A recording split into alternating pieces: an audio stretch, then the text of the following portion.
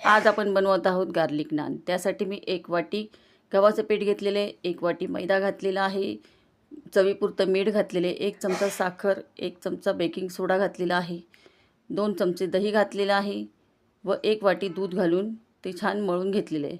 थोडं थोडं पाणी घालून घट्ट गोळा मळून घ्यायचा। तो 1 तास भिजत ठेवायचा।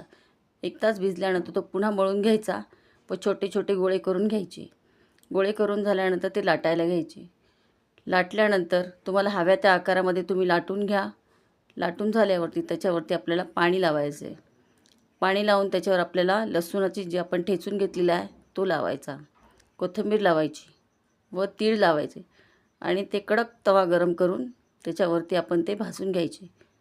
एक साईड भाजून झाल्यावरती तवा पलटी करून आपण दुसऱ्या साईडने भाजून घ्यायचे। मस्त मऊ लुसलुशीत आपले गार्लिक नान तयार होतात। नक्की करून बघा।